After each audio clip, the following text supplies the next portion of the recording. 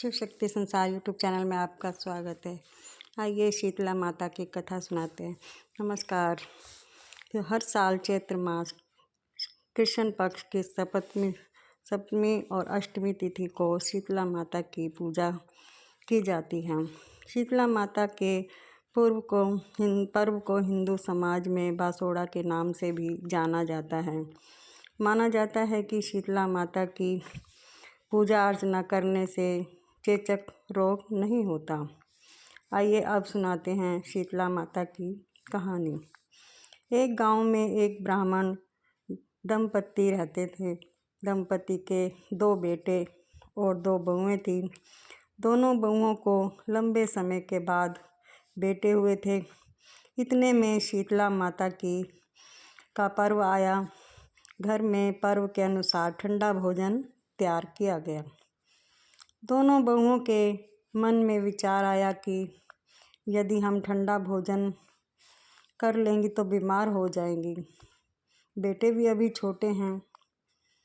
इस कुविचार के कारण पशुओं के दाने के बर्तन में गुपचुप से 2 बाटी बना ली। सास बहू शीतला माता की पूजा करके आई और शीतला माता की कथा सुनी। इसके बाद सास तो शीतला माता के भजन को बैठ गई। दोनों बहुएं बच्चे रोने का बहाना बनाकर घर चली आई। दोनों के दाने के बर्तन से गरम गरम रोट निकाल कर चूरमा बना लिया और पेट भर कर खा लिया। इसके बाद सास के घर आने पर बहुओं से भोजन करने के लिए कहा तो बहुएं ठंडा भोजन करने का दिखावा करके घर के काम में लग गई। तब सास ने कहा, बच्चे कब से सोए हुए हैं, उन्हें जगा कर भोजन करा दो। बहुएं जैसे ही अपने बेटों को जगाने गई तो उन्हें मरा हुआ पाया। ऐसा बहुओं की करतूतों के फल स्वरूप शीतला माता के प्रकोप से हुआ था। बहुएं विवश हो गई। सास ने घटना जानी तो बहुओं से झगड़ने लगी। सास बोली, तुम दोनों ने अपने बेटों की बदौलत शीतला माता की अवहेलना की है, इसलिए यहाँ से निकल जाओ और बेटों को जिंदा और स्वस्थ लाना और फिर घर में पैर रखना। अपने मरे हुए बेटों को टोकरे में सुलाकर दोनों बहुएं घर से निकल पड़ी। जाते जाते एक खेजड़ी का वृक्ष आया। इसके नीचे औरी और शीतला दोनों बहनें बैठी हुई थीं। दोनों के बालों में काफ़ी जूं पड़ी हुई थी। बहुएं भी काफ़ी थक गई थी। दोनों बहुएं औरी और शीतला माँ के पास जाकर बैठ गई।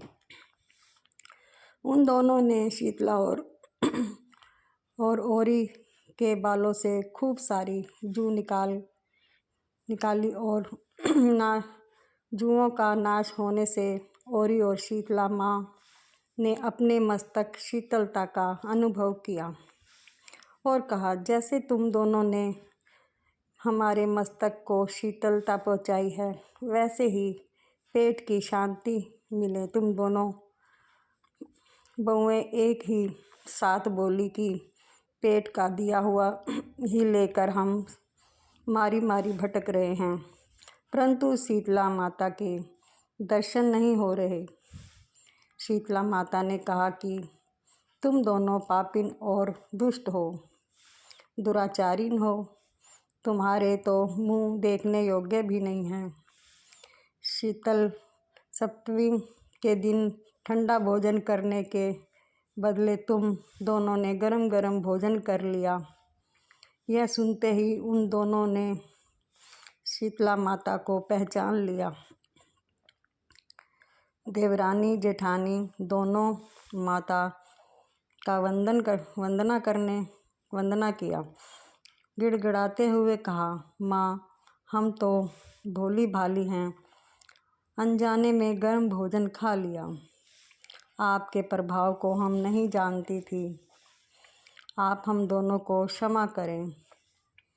आगे से ऐसा दुष्कर्म नहीं करेंगे।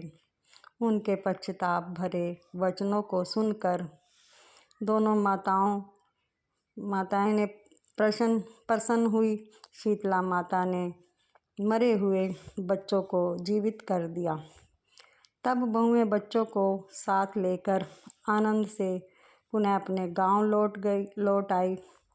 गांव के लोगों ने जाना कि दोनों बहुओं को शीतला माता ने साक्षात दर्शन दिए हैं, तो गांव के सभी लोग धूमधाम से उनका स्वागत किया।